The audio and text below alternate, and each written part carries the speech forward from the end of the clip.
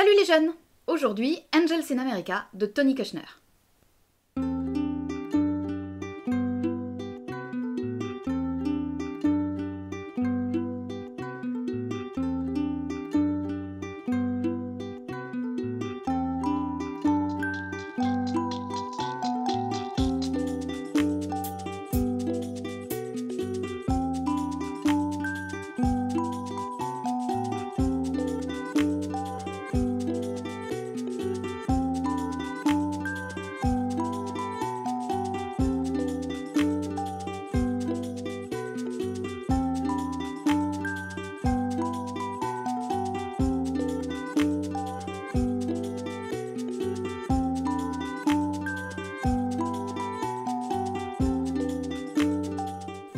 Le rabbin Isidore Shemelvitz prononce une oraison funèbre pour une certaine Sarah Aronson. Il parle de sa traversée de l'Atlantique lorsqu'elle a quitté le vieux monde pour entrer en Amérique. Il en parle comme de toute une génération qui disparaît avec elle. Nous sommes dans le bureau de Roy, avocat new-yorkais proche du pouvoir en place. Joe, conseiller du juge Wilson, attend désespérément que Roy veuille bien lui accorder une minute. Mais le téléphone ne cesse de sonner et l'avocat enchaîne les communications et les mises en attente en accordant à Joe que de sporadiques moments. Quand il se débarrasse enfin du téléphone, loin de laisser à Joe le temps de parler, on apprend seulement de lui qu'il est mormon, il lui propose presque immédiatement un poste à Washington. Joe ne peut pas décider seul et si vite, il doit en parler à sa femme. Harper, la femme de Joe, est seule chez elle et comme souvent, elle parle toute seule. Elle rêve de choses et d'autres et s'imagine laisser son mari sans nouvelles comme il le fait pour elle si souvent. Et si elle partait en voyage? Apparaît Monsieur Tripp, l'ami imaginaire d'Harper sous la forme d'un agent de voyage. Il lui propose de partir immédiatement si elle le souhaite. Harper ne veut pas, elle n'est pas prête. Mais voilà qu'elle entend Joe qui rentre. Bien sûr, elle sait que Monsieur Tripp est tout droit issu de son imagination, mais elle lui dit quand même de partir. Joe entre. Il ne la trouve pas bien. Elle répond qu'elle a des angoisses. Il enchaîne en lui proposant d'aller vivre à Washington. Louis, petit-fils de Sarah Aronson, s'apprête à suivre le cercueil de sa grand-mère pour la cérémonie. Avec lui, Prior, ami ou petit ami, on ne sait pas trop. Mais de toute évidence, ils ne sont pas sur une relation platonique. Prior affirme comprendre que Louis se cache, rapport à son homosexualité évidemment. D'ailleurs, il est sûr que la cousine de ce dernier se cache aussi. Il est d'une humeur exécrable, le chat a disparu. Et puis il est malade, voilà, il devrait mourir bientôt. Louis refuse l'idée, mais entend tout de même. Sans doute aurait-il dû le lui dire plus tôt. La scène est double. On voit d'un côté Joe et Harper, chez eux, et de l'autre côté, Louis et le rabbin, au cimetière. Joe tente de convaincre sa femme de déménager à Washington. Elle ne veut pas et se cherche des excuses. Elle n'a pas fini de peindre leur chambre. Elle ne peut pas parce que parfois il y a un homme dedans et qu'elle a peur. Son mari demande combien de Valium elle a pris. Aucun. Ou 3 peut-être. De son côté, Louis craint ce que la Bible pense de ceux qui abandonnent les leurs au seuil de la mort. Le rabbin dit qu'il n'y a rien dans la Bible sur ce type de personne, mais que si Louis souhaite se confesser, il ne peut pas le faire avec lui. Louis craint presque que sa grand-mère sorte du cercueil. Joe, lui, veut qu'Harper saisisse bien l'importance de cette opportunité de travail à Washington. Mais elle ne veut pas y aller. Joe argumente. Ça lui ferait voir du pays, elle qu'il ne sort jamais. En plus, elle a des problèmes psychologiques. Harper dément. Elle n'a pas de problème psychologique. Non, bien sûr que non. Et elle d'enchaîner. Elle a écouté une émission à la radio qui parlait d'un acte sexuel. Elle s'est dit qu'il pourrait essayer, après tout, rien n'interdit aux mormons d'essayer. Et puis après, la radio a parlé des icebergs qui fondent en Antarctique, etc., etc., etc. Dans les toilettes pour hommes de l'administration de la Cour d'appel fédérale, entre Joe, qui se retrouve nez à nez avec Louis, qui pleure. Il ne sait pas trop comment réagir, mais finit quand même par demander ce qui ne va pas. Louis n'entre pas dans les détails. Un ami malade, voilà tout. La suite du dialogue laisse entendre que Joe serait gay, sans jamais l'avoir admis. Il s'en défend, mais assez mollement. Louis le remercie pour sa sollicitude, l'embrasse sur la joue et sort. Harper et Prior sont là. Prior est devant une table de maquillage, il se maquille. Tout laisse à penser que Prior rêve et qu'Harper est en proie à une hallucination à cause du Valium. Ils discutent. Harper sent que Prior est malade. Prior, lui, sent qu'elle est malheureuse et que son mari est homosexuel. Décidément, elle n'aime pas cette hallucination. D'habitude, c'est mieux. Mais voilà qu'elle sent autre chose. Au fond de Prior, une infime partie de lui résiste à la maladie. Harper disparaît. Prior ne comprend plus rien. Mais voilà qu'une plume grise lui tombe dessus et qu'une voix venue du ciel s'adresse à lui avant de s'éteindre brusquement en plein milieu d'une phrase. Décidément, Prior ne se sent pas bien. Encore une fois, la scène est double. Harper et Joe sont chez eux. Louis et Prior sont également chez eux, au lit. Joe vient d'arriver, Harper veut savoir où il était. « Je marchais », répond Joe. Mais la réponse ne semble pas satisfaire sa femme. La discussion tourne en rond puis se mue en dispute. De toute façon, elle ne le reconnaît plus, il lui fait peur. Quant à lui, il déteste quand elle est sous Valium. Elle finit par lui demander « Es-tu homo ?» Après un instant de réflexion, il opte pour une réponse négative. Louis parle de la justice avec un grand J. Prior, lui, annonce que son état se dégrade. Chacun regarde de son côté, conscient de l'autre et de ce qu'il dit, mais ça s'arrête là. Louis veut savoir. S'il quittait Prior, est-ce que celui-ci le haïrait? Oui. Harper insiste. Sans tout à fait admettre, Joe prétend que ça n'a pas d'importance. Tant qu'il tue cette partie de lui et se comporte de façon décente, alors il n'y a pas de problème. Harper prétend soudainement être enceinte, mais impossible de savoir si elle ment ou si elle dit la vérité. Prior pense à son ancêtre, capitaine de bateau, dont le passé le hante maintenant qu'il est malade. Louis le supplie de guérir. Roy, l'avocat new-yorkais, est chez son médecin, Henry, qui lui annonce qu'il a le sida. Mais Roy est dans le déni, il ne peut pas, c'est impossible, il n'est pas homosexuel, il n'a pas le sida. Après avoir menacé son médecin, il explique tranquillement que les choses ne doivent toujours être que ce qu'elles paraissent. Il n'est pas homosexuel, voyons, c'est un hétérosexuel qui s'éclate avec des hommes. Certes, mais son médecin n'en démord pas. Un hétérosexuel, donc, d'accord, qui s'éclate avec des hommes dont l'un d'entre eux était visiblement porteur de la maladie. Roy remet les choses au clair, son médecin n'a pas bien compris. Il est hétérosexuel et atteint d'un cancer du foie. Bien, un cancer du foie donc. Ça n'en demeure pas moins une mauvaise nouvelle.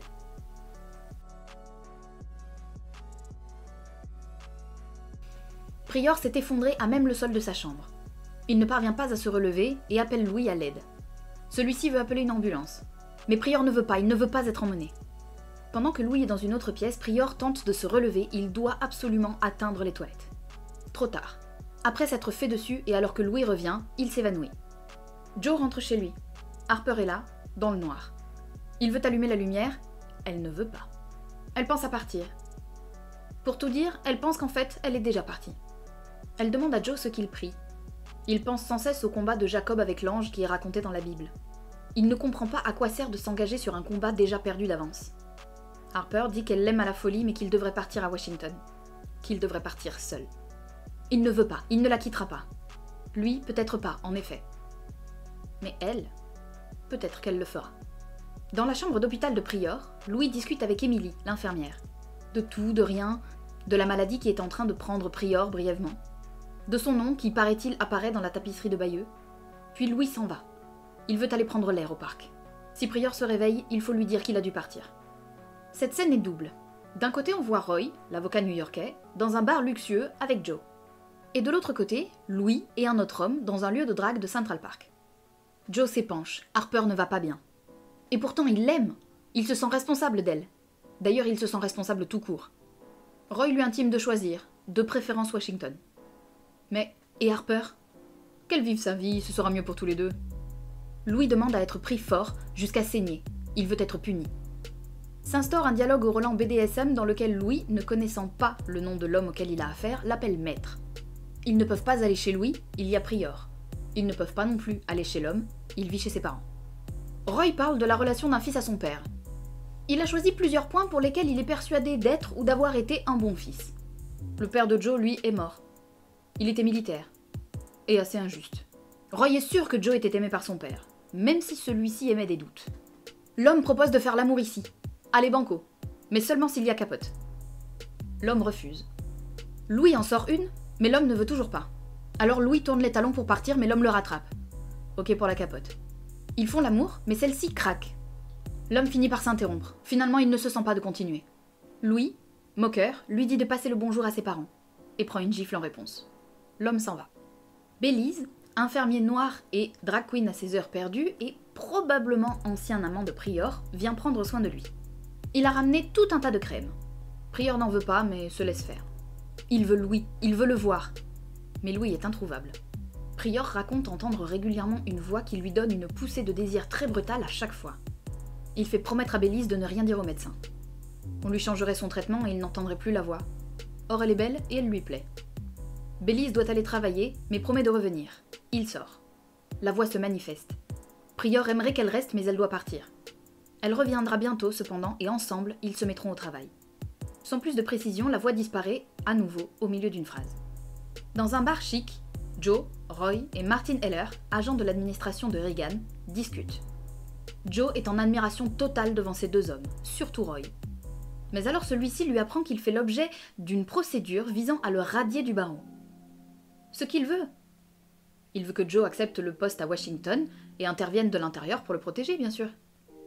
Il est très convaincant. Joe ne dit pas oui, mais ne parvient tout de même pas à dire non. Sur les marches du palais de justice, Joe retrouve Louis. Tous deux semblent perdus, mais Joe plus encore. Ils parlent de tout et Joe se livre, un peu plus que jusqu'alors. Il est mal à l'aise devant Louis parce qu'il sait que son secret n'en est pas un pour le jeune homme. Louis conseille à Joe de transgresser ce qui le bloque. Il se revendique homme libre d'une Amérique en décrépitude. Joe, vraisemblablement un peu entamé par l'alcool, appelle sa mère à Salt Lake City depuis une cabine téléphonique de Central Park. Il veut savoir si son père l'a aimé. Sa mère ne répond pas, elle veut qu'il rentre chez lui. Et soudain, Joe balance. Il est homosexuel. La seule réponse de sa mère ? Bien sûr que non, son père ne l'aimait pas, il devrait le savoir depuis le temps. Elle raccroche en expliquant ne pas vouloir se souvenir de cette conversation. C'est encore une scène double, mais cette fois-ci, tout se joue en même temps. D'un côté, Joe et Harper se disputent. De l'autre côté, Louis et Prior se disputent aussi. Harper veut que Joe s'en aille. Louis déménage. Joe dit enfin ce qu'il a sur le cœur. Il a vraiment essayé de ne pas être tout ce qu'il y a à l'intérieur de lui, mais c'est trop dur. Louis a besoin de prendre le large, il ne peut pas rester. Prior le traite de tous les noms. Comment peut-il à ce point refuser, après 4 ans de relation, de voir qu'il va mourir ? Harper dit à Joe de partir à Washington, de partir sans elle. Elle appelle Monsieur Tripp, son ami imaginaire agent de voyage. Elle veut partir tout de suite. Prior finit par intimer à Louis de partir. Joe porte la main à sa bouche. Tiens, il saigne. Monsieur Tripp apparaît enfin. Harper veut partir. Prior ferme les yeux. Quand il les rouvrira, Louis sera parti. Harper et Monsieur Tripp disparaissent. Louis s'en va. Joe et Prior sont seuls. À Salt Lake City, sur le porche de la maison d'Anna, la mère de Joe, Sister Ella Chapter, agent immobilier, s'extasie sur la vue. Elle s'entraîne pour vendre la maison. Sa meilleure amie, Anna, s'en va. Elle voudrait qu'elle reste, mais Anna a pris sa décision. 50 000 $ pour la maison, pas moins.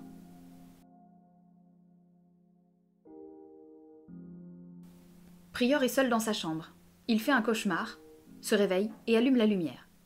Un homme en habit anglais du XIIIe siècle est assis sur son lit. Il s'agit de l'un de ses ancêtres, nommé comme lui Prior Walter. Alors qu'ils discutent, apparaît cette fois un autre homme, vêtu cette fois comme un londonien du XVIIIe siècle. Tous deux viennent annoncer à Prior qu'il est le nouveau prophète. Celui-ci ferme les yeux et l'on ignore s'il entend la fin de la scène ou s'il dort. La scène est double. On voit d'un côté Louis et Bélise, et de l'autre, Prior, dans sa chambre d'hôpital. Louis soliloque sur l'Amérique, le racisme, la démocratie et l'antisémitisme. Bélise écoute.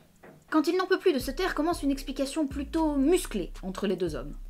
En substance, Bélise dit à Louis ses 4 vérités. Il ne comprend rien à ce qu'il raconte, il est raciste, pleutre et ne connaît rien à l'amour. Émilie, l'infirmière, rentre dans la chambre de Prior. Elle vient stopper l'un des gouttes-à-gouttes et vérifier l'état des lésions sur le corps de son patient. Certaines ont disparu, c'est bon signe. Louis se défend plutôt mollement des accusations de Bélise.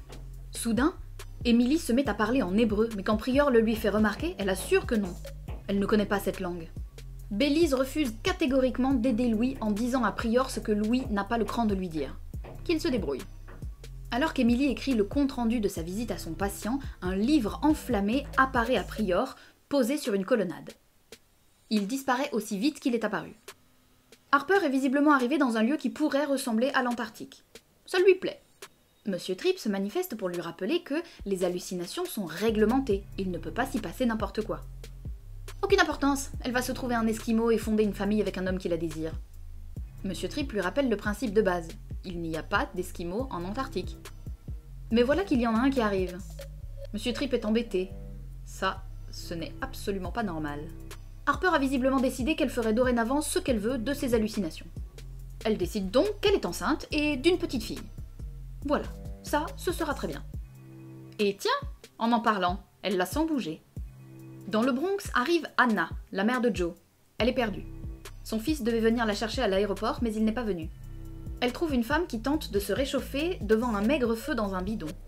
Elle lui demande comment se rendre à Brooklyn. La femme ne semble pas avoir toute sa tête. Elle tient un discours décousu, vulgaire et insultant.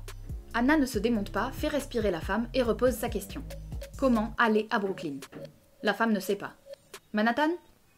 Non plus. Le centre d'accueil des Mormons alors? Ah oui, ça elle sait. Anna remercie et part. Dans son dos, la femme prédit qu'ils deviendront tous fous. Joe et Roy discutent. On sent que Roy déploie de très gros efforts pour essayer d'avoir l'air bien, mais qu'il peine à maintenir l'illusion. Sa femme a disparu et sa mère vient de Salt Lake City. Il doit rester. Roy l'insulte, le rejette et explique ce qu'il a fait. Dans l'affaire Rosenberg, il est passé outre ses prérogatives pour appeler le juge chaque jour du procès. En procédant ainsi, il est parvenu à envoyer cette femme sur la chaise électrique. Joe est horrifié, cela s'apparente à un meurtre. Oui, en effet, mais Roy n'en a cure. Malgré cela, Joe dit quand même à Roy qu'il l'aime, qu'il l'admire et qu'il aimerait être comme lui. Roy est ému mais la carapace autour de lui l'empêche de se laisser aller. Le reste de la scène est une succession de « suis-moi je te fuis, fuis-moi je te suis ». Apparaît alors Ethel Rosenberg. Elle constate que la maladie de Roy est avancée. Il est d'ailleurs tellement mal qu'elle finit par appeler les secours. Dans la chambre d'hôpital de Prior, les deux autres Prior Walter sont là. Prior veut qu'on le laisse en paix mais ses ancêtres n'ont pas l'air motivés à partir. Ils veulent qu'il danse. Prior, lui, veut Louis et rien d'autre. Alors qu'une musique se joue doucement, Louis apparaît et invite Prior à danser. Celui-ci s'exécute. Le prior moyenâgeux comprend alors enfin que son descendant est un bougre. Le prior du XVIIIe siècle le rabroue. Les deux ancêtres disparaissent alors, laissant Prior et Louis valser. Puis Louis s'efface et Prior danse seul. Et soudain, un bruit d'ailes. La scène est double. D'un côté, on voit Prior, seul dans son appartement. De l'autre, on voit Louis, seul, dans un parc. Prior est mi-exalté, mi-terrifié. Louis voit arriver Joe. Celui-ci l'a suivi depuis le travail.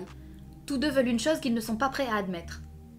Chacun se trouve des excuses, mais finalement, ils se mettent en route pour l'appartement de Louis. Prior, lui, sent que quelque chose est sur le point de se produire. Arrive alors une lumière flamboyante et changeante. L'appartement tremble, le plâtre se détache du plafond. Alors, enfin, apparaît l'ange. Il vient annoncer à Prior qu'il est le nouveau prophète.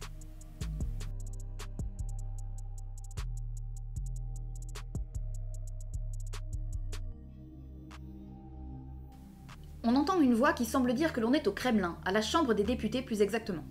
La parole est à un certain Alexis Antediluvianovitch Prelapsarianov. Il semble aussi vieux que son nom l'indique. Il est visiblement le doyen des bolcheviks encore en vie et profère une longue diatribe contre l'Amérique. À la fin de celle-ci, une explosion retentit et la lumière se fait sur la dernière scène du dernier acte de la partie précédente. Nous voyons donc l'ange qui plane au-dessus de Prior. L'ange annonce que Prior est le nouveau prophète. Prior, lui demande de s'en aller. Harper arrive, traînant un sapin derrière elle. Monsieur Tripp est là. Il joue du hautbois. Harper n'aime pas être ici, il fait froid, elle veut s'en aller. Son hallucination se délite. Arrive Joe. Harper veut partir avec lui, mais il ne préfère pas. Il vit actuellement une aventure qui lui plaît bien. Harper n'en peut plus et met fin à tout ça. Retour à Brooklyn. Anna, la mère de Joe, arrive enfin au domicile de son fils quand le téléphone sonne. Elle se précipite pour répondre. C'est un inspecteur de police qui appelle pour lui annoncer que sa belle-fille aurait rongé un sapin. Il rit au téléphone. Anna s'agace. Elle vient tout de suite chercher Harper. Il ne faut pas l'envoyer à l'hôpital, elle n'est pas folle, juste quelque peu spéciale. Prior est dans sa chambre. Il s'éveille soudainement pour se rendre compte qu'il a joui dans son sommeil. Il appelle Bélise à l'hôpital. Il lui raconte. Il dit que c'était un ange. À l'hôpital, entre Henry, le médecin de Roy, qui tente de parler à Bélise qui lui essaie désespérément de terminer sa conversation délicate avec Prior. Il parvient finalement à raccrocher. Henry lui annonce une arrivée d'urgence, un patient très important. En consultant le dossier, Bélise bloque. Cancer du foie. Pas le bon étage. Mais Henry insiste. Cancer du foie, et si, pour ce patient-là, c'est le bon étage. Bélise avise alors le nom du patient, et il comprend. Henry part en précisant qu'il repassera au matin. Bélise rappelle Prior pour lui annoncer. On n'entend pas le nom, mais on se doute que Roy vient d'être admis à l'hôpital. Sur son lit d'hôpital, Roy est malade et mort de trouille. Entre Bélise qui vient pour lui poser une perfusion. Roy ne veut pas. Il veut un infirmier blanc, mais Bélise lui fait bien comprendre qu'il n'a pas le choix. Entre les deux hommes, l'inimitié est palpable. Et puis finalement, Bélise, pour une raison qu'on ignore et qu'il semble ignorer lui-même, donne à Roy de très curieux conseils pour un infirmier. Il lui conseille d'abord de se méfier de sa thérapie. Puis, s'il est si bien entouré qu'il le prétend, de passer quelques coups de fil afin de s'assurer d'avoir accès à de vrais médicaments et pas au placebo. Il n'a plus le temps de passer par du placebo, sa maladie est déjà beaucoup trop avancée. Dans le nouvel appartement de Louis, Joe et Louis sont aussi gênés l'un que l'autre. Joe ne cesse d'hésiter. Il en a envie, mais il change d'avis, fait demi-tour, fait mine de partir, puis finalement revient. Louis, un peu agacé, décide de la jouer tactique. Doucement, il explique à Joe comment naît le désir. D'abord une odeur, un toucher, puis une envie qui grandit. Joe se laisse faire, il en crève d'envie. Il tente une dernière fois d'interrompre ce qui est sur le point d'advenir, mais concrètement, Louis a déjà gagné la partie.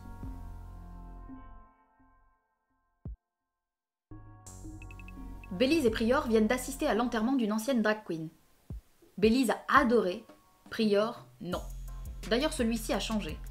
Il est entièrement vêtu de noir, un truc bizarre à mi-chemin entre une bure et la robe de Morticia Adams. Prior essaie d'expliquer. Au début, il a effectivement cru que c'était un rêve, mais avec le temps, il a fini par se persuader que l'ange est effectivement venu faire de lui un prophète. Belize n'y croit pas, mais écoute. Cette scène rejoue la visite de l'ange dans la chambre de Prior quelques 3 semaines auparavant. Prior essaie de résister à l'ange, mais celui-ci ne tolère aucun refus. Belize interrompt la scène. Attends, minute. Ça c'est forcément un rêve. Prior, lui, ne sait plus tellement ce qui tient du rêve et ce qui relève de la réalité. Il discute simultanément avec l'ange et avec Belize. L'ange finit par craquer et raconte. En 1906, lors d'un grand tremblement de terre qui a détruit San Francisco, Dieu a déserté le paradis, il s'est fait la malle, laissant les anges livrés à eux-mêmes. Ces mêmes anges en veulent à l'humanité qu'ils tiennent pour responsable. Tenant un discours extrêmement conservateur sur le métissage, l'ange exige de Prior que les choses redeviennent ce qu'elles étaient avant ce tremblement de terre. Belize, lui, essaie de convaincre Prior qu'il s'agit forcément d'un rêve. Tout ça, c'est du grand n'importe quoi. Et puis de toute façon, on ne peut pas revenir en arrière. Il faut aller de l'avant, c'est comme ça.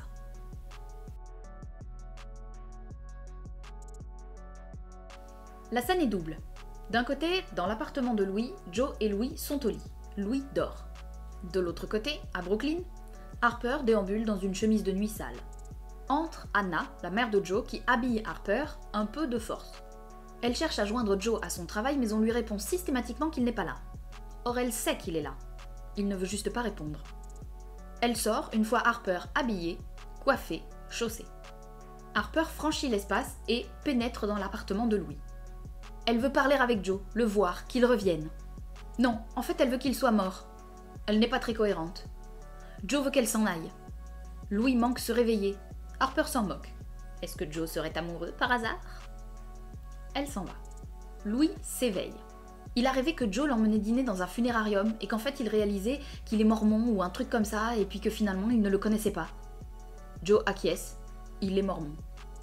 Dans sa chambre d'hôpital, Roy souffre le martyre. Il est au téléphone. Il éructe sur quelqu'un dont on ignore tout. Maintenant qu'il est malade, c'est l'heure de la curer, ils veulent tous sa peau. Ethel Rosenberg apparaît, puis entre Belize pour lui faire prendre ses médicaments. Roy parle aux 3 en même temps. Il ne veut pas prendre ce pseudo-médicament. Belize ne veut pas sortir de la chambre. Ils en viennent aux mains et Roy raccroche. Il lance alors un trousseau de clés à l'infirmier pour qu'il ouvre le frigo. Dedans, une quantité astronomique d'un médicament que seuls les riches obtiennent. Belize en veut pour un ami malade, dit-il. Prior, probablement. Roy refuse, bien sûr. Quand les insultes racistes et antisémites se mettent à pleuvoir, Roy finit, finalement, par céder. Mais une seule boîte. Belize se serre. Il en prend 3 et sort. Ethel a bien l'intention de rester jusqu'au matin. Roy se plaint. Dans ce pays, il ne fait pas bon être malade. Au centre d'accueil mormon, un diorama est sur le point de commencer. Prior est assis pour regarder. Harper n'est pas loin. Entre Anna. Une voix préenregistrée fait démarrer le diorama.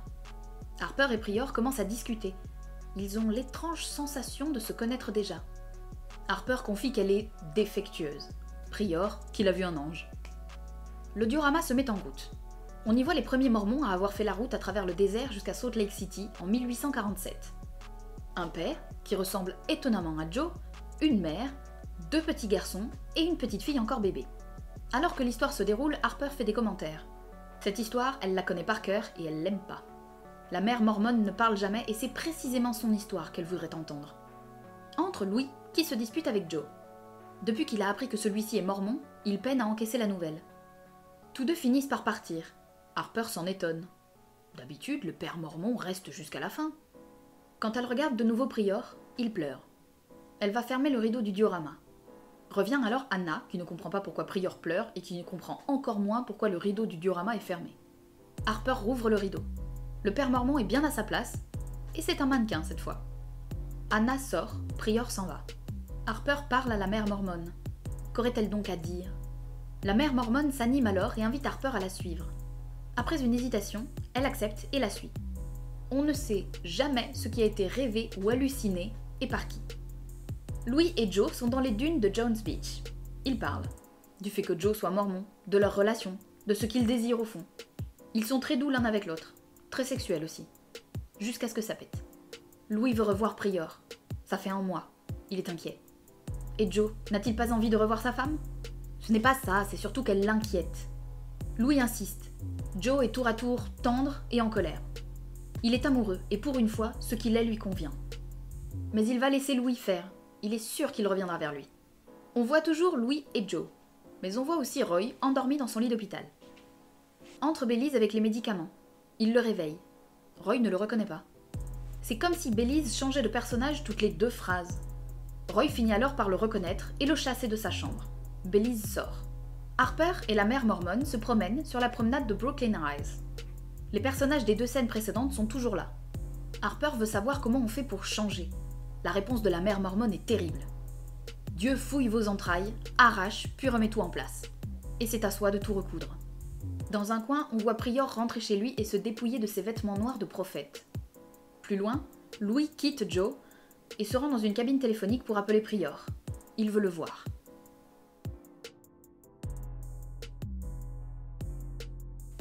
La scène est double. D'un côté, Louis, seul sur un banc, au parc. Il est gelé. De l'autre côté, Roy et Joe dans la chambre d'hôpital de Roy. Entre 2 spasmes de douleur, Roy parle de tout et de rien à une vitesse effarante. Joe essaie d'en placer une. Arrive Prior qui s'assoit sur le banc le plus loin possible de Louis. Ce dernier tente une explication à son abandon. Il est plutôt pathétique. Prior est dur, acerbe. Joe, lui, admet avoir quitté sa femme et vivre avec un homme depuis 1 mois. Roy est furieux, il arrache sa perfusion faisant couler le sang. Entre Belize qui enfile des gants en caoutchouc avant de tenter de mettre un pansement sur la blessure. Roy lutte, saisit Joe, tachant sa chemise de son sang. Belize parvient finalement à le maîtriser, jette Joe dehors, non sans lui avoir précisé de ne surtout pas toucher le sang sur sa chemise et surtout de la jeter. Prior rejette Louis malgré les larmes de celui-ci et s'en va. Tant qu'il n'est pas absolument certain qu'il souffre, il ne veut pas le revoir. Dans la chambre d'hôpital, Ethel réapparaît. Prior et Belize sont au palais de justice. Ils s'approchent du bureau de Joe. Belize pense que c'est une bêtise, Prior, lui, veut voir par qui Louis l'a remplacé. Il entre dans le bureau. Ce qui le frappe en premier, c'est la ressemblance de Joe avec le mannequin du père mormon. Il mentionne que c'est ce qu'Harper a dit, ce qui attire alors l'attention de Joe. Il ne comprend pas du tout comment cet inconnu connaîtrait sa femme. Mais Prior ne veut plus répondre, il dit qu'il est prophète et sort du bureau. Tant qu'à faire, finalement, Belize aussi veut voir. Il entre dans le bureau. Miséricorde, l'homme dans la chambre de Roy. Mais Joe l'a reconnu et les rattrape, Prior et lui, dans le couloir. Afin de s'en débarrasser, Prior finit par prétendre être sorti de son hôpital psychiatrique et être accompagné par Belize, son infirmier, mais ils doivent absolument partir, sa crise de démence approche. Louis est assis au parc sur une fontaine. Entre Belize. Louis voudrait bien que Belize dise à Prior, mais Belize ne veut pas. Il n'a pas de temps à perdre avec ça. Déjà que venir à un rendez-vous avec le copain du soumis de Roy Cohn n'était pas tout à fait dans ses prévisions. Louis tique. Attends, le Roy Cohn ? Impossible ! Belize est consterné. Et il ne savait même pas ça, l'imbécile. Le problème de Louis, c'est qu'il n'est amoureux que de concepts. Il lui propose néanmoins de le suivre dans la chambre 1013 à l'hôpital. Au centre d'accueil mormon, Anna est là. Entre Joe. Il cherche Harper. Elle n'est pas à la maison. Ah, elle n'est pas ici non plus, annonce Anna. Elle est partie, tant mieux. Joe et sa mère ne se comprennent pas du tout. Il sort. Entre Prior.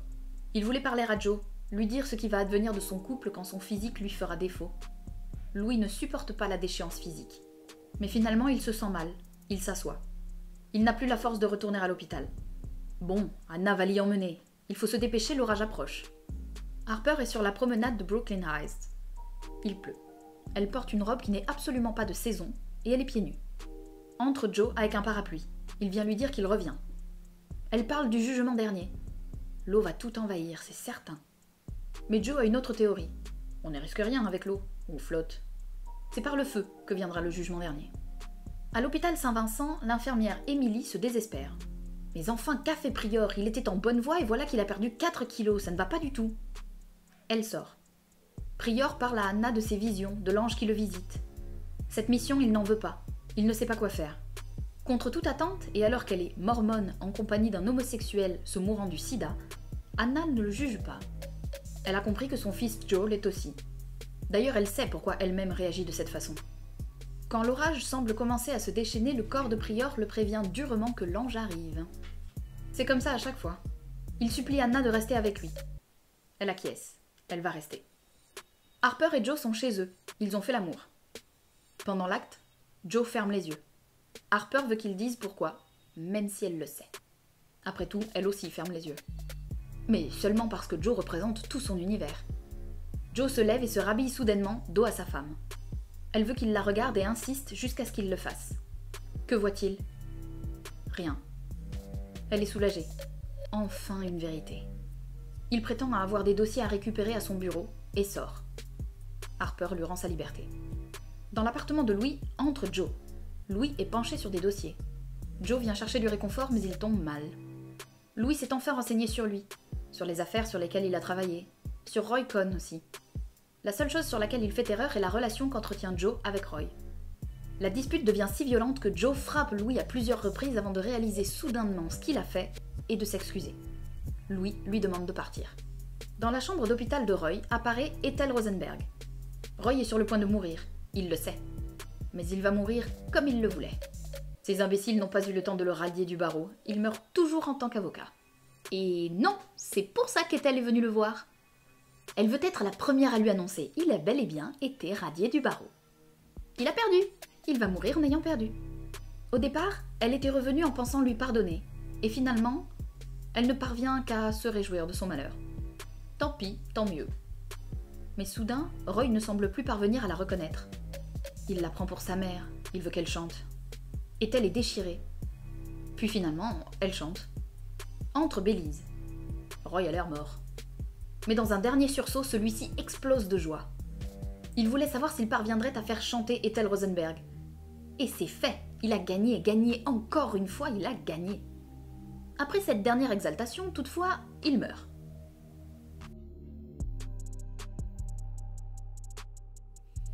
Dans la chambre d'hôpital de Prior, Anna est endormie sur une chaise. L'ange arrive. Anna s'éveille et n'en croit pas ses yeux. Dans sa précédente conversation avec Prior, elle pensait l'ange comme un concept, et certainement pas comme une réalité tangible. Prior ne veut pas être prophète, et surtout, il ne veut absolument pas de cet épître anti-migratoire que l'ange lui a laissé. Il veut qu'Anna l'aide à lutter contre l'ange. C'est nul, il veut qu'Anna l'aide à refuser puisque l'ange n'écoute pas. Elle lui dit qu'il doit lutter avec l'ange. Il s'exécute. Apparaît alors une échelle qui monte vers le paradis. L'ange cesse de lutter. Prior a reçu le droit de monter au paradis pour refuser. Après une brève hésitation, il monte. L'ange aperçoit alors Anna. Il lui dépose un baiser sur le front, la laissant dans un état d'extase mystique. Prior arrive au paradis. Ça ressemble à San Francisco après le tremblement de terre de 1906. Il tombe sur Harper avec Sheba, la chatte qu'il a perdue au début de la pièce. Harper ne sait pas si elle dort ou si elle a pris trop de Valium. Tout est possible. Prior et elle hésitent à rester. Prior, lui, a le choix. Il a le droit de redescendre parmi les hommes. Sincèrement, qui voudrait rester ici? Le paradis est déserté et croule sous les décombres. Sincèrement, ça ne fait pas rêver. Soudain, Harper et la chatte disparaissent. Le décor change. On est à présent dans la salle du conseil qui ressemble quand même drôlement à la mairie de San Francisco avec pas mal de gravats. Dans la chambre de Roy, entrent Bélise et Louis. Ethel est là, mais personne ne la voit. Il faut faire vite. Bélise doit prévenir le service de la mort de Roy. Mais avant, il a besoin d'un juif et il a pensé à Louis. Il veut qu'il dise le Kaddish, la prière pour les morts, afin de remercier Roy pour les médicaments qu'il a obtenus. Ça servira pour d'autres. Louis ne veut certainement pas remercier ce type. Mais Bélise le convainc. Le plus difficile, c'est toujours de pardonner, et ce, d'autant plus aux sales types comme Roy Cohn. mais c'est précisément la chose à faire. Louis tente alors de dire le Kaddish, mais s'en mêle un peu les pinceaux. Ethel se lève alors de son fauteuil et dit la prière. En même temps qu'elle le fait, comme en écho, Louis y parvient finalement à son tour. À la fin de celle-ci, Ethel disparaît. Joe rentre chez lui. Il appelle Harper. Elle n'est pas là. Tout d'un coup, un Roy en peignoir sort de sa chambre à coucher. Joe ne comprend strictement rien à sa présence ici. Roy se veut rassurant. Il est mort, c'est tout. Joe l'accuse. Vous aviez dit cancer. Eh ben non, sida. Ça va être dans tous les journaux. Roy se rend compte que Joe culpabilise d'avoir frappé quelqu'un, mais pour lui, personnellement, il trouve que Louis l'a mérité. Joe ne peut pas admettre cela. Il veut que Roy s'en aille. Roy, lui, espère qu'il y a de l'activité dans l'au-delà. C'est quelqu'un qui s'ennuie vite. Il s'en va. Entre Harper. Joe était inquiet. Mais Harper le rassure. Elle n'était pas loin, elle est juste allée se balader au paradis avec un ami. Au ciel, les anges sont en réunion. Ils sont installés autour d'un vieux poste radio des années 40. On n'entend pas bien, mais on finit par comprendre qu'ils écoutent la radio de ce qui va advenir, en l'occurrence, l'explosion de la centrale nucléaire de Tchernobyl. Les anges ont des noms géographiques. Europa, Africanie, Océania, Antarctica, Asiatica et Australia. Arrivent Prior et l'ange. Prior refuse le livre et le leur rend. Les anges ne comprennent absolument pas pourquoi. Prior explique que, contre toute attente, il a envie de vivre, d'habiter le monde. Qu'il est impossible que les hommes s'arrêtent pour interrompre le cours des événements à venir. L'humanité avance inlassablement, c'est ainsi. Et il veut en faire partie, il veut vivre. Il demande la guérison, mais les anges ne peuvent pas le faire, ils ne savent pas comment. Prior se permet alors un dernier conseil. Si d'aventure Dieu revenait investir le paradis, alors il faudrait le traduire en justice pour les avoir tous abandonnés. Prior retire sa robe noire de prophète et se retrouve alors en pyjama de l'hôpital. Il va pour partir. Les anges font un signe dans son dos qu'il ne voit pas. Toujours au paradis, Prior croise le rabbin vu au début de la pièce, et Sarah Aronson, la grand-mère de Louis, qu'ils ont également enterrée au début de la pièce. Ils jouent aux cartes. Prior balance à Sarah que son petit-fils est gay, mais elle ne semble parler qu'hébreu et visiblement ne comprend pas ce qu'il dit. Le rabbin, lui, semble saisir. Prior veut partir. Comment quitte-t-on le paradis ? Le rabbin s'en charge. L'échelle apparaît. Prior commence à descendre quand Sarah le charge soudainement d'un message pour Louis. Il doit combattre avec le Tout-Puissant. C'est là le sort d'un juif. Prior redescend dans sa chambre d'hôpital. Bélise est là. Il dort. Prior le réveille. Bélise lui souhaite la bienvenue. Entre Émilie, l'infirmière, qui le trouve plutôt en forme et estime qu'il a beaucoup de chance. Anna, qui était dans la salle de bain, revient. Entre Louis. Personne ne comprend vraiment la situation, mais Prior remercie Anna. Il veut qu'elle revienne le voir. Elle reviendra, si elle peut. Elle sort. Bélise a un cadeau pour Prior. Il ouvre le sac de médicaments pris dans la chambre de Roy. Après tout, il n'en aura plus jamais besoin. Prior pense ne pas être en état de supporter ce genre de médicaments, mais Bélise rétorque qu'ils en reparleront le lendemain matin et s'en va. Louis, désormais seul avec Prior, confie qu'il veut revenir. La scène est double. D'un côté, on voit Harper et Joe chez eux. De l'autre, Prior et Louis dans la chambre d'hôpital de Prior. Harper veut la carte de crédit de Joe. Elle va s'en aller, s'installer quelque part, trouver du travail, puis détruire la carte. Joe supplie. Elle ne peut pas s'en aller, le quitter, le laisser tout seul. Il a changé, il le sait. Mais elle a pris sa décision. Il vaut mieux en rester là et ne plus jamais avoir le moindre contact. Joe lui donne sa carte. Elle la prend, va chercher 2 comprimés de Valium et les fourre dans la main de son mari en lui conseillant de les prendre avec un grand verre d'eau. Puis elle sort. Louis peine à s'expliquer. Il veut revenir, il est désolé, il sait qu'il a mal fait les choses dès le départ, mais... Prior lui dit qu'il l'aime. Louis répond la même chose. Mais la suite ne va pas exactement dans le sens attendu par Louis. Prior lui dit bien qu'il l'aime, mais qu'il ne peut pas revenir. C'est ainsi. Quelque part entre l'enfer, le paradis et le purgatoire, Prior voyage. Il croise Roy, prisonnier d'un trou qui fume. Il parle. Le droit de la famille, c'est ce qu'il fait de mieux, bien sûr qu'il prend le dossier. Seuls des grondements lui répondent. On voit toujours Louis et Prior. On voit également Joe, seul.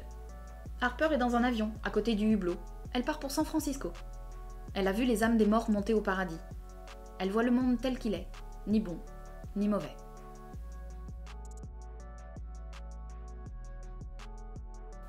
À Central Park, assis sur la fontaine de Bethesda, Louis et Bélise se disputent, plutôt gentiment pour une fois. Prior est à la fois avec eux et avec le public. Anna est là aussi, elle a beaucoup changé. Adieu la mormonne, elle ressemble dorénavant à une vraie New-Yorkaise. Elle lit le New York Times. Prior s'adresse au public. Les choses changent. Politiquement, sanitairement. Voilà 5 ans qu'il vit avec le sida. Et il est toujours là. Il attend l'été. Le mythe de la fondation de Bethesda, celle de Jérusalem, est que si l'on se baigne dans la fontaine alors qu'on est malade, on guérit. C'est Anna qui le lui a raconté. Mais là, c'est l'hiver. La fontaine de Central Park ne fonctionne pas en hiver pour éviter de faire exploser les canalisations. Alors on attend, et on verra. Dorénavant, on ne meurt plus dans l'ombre.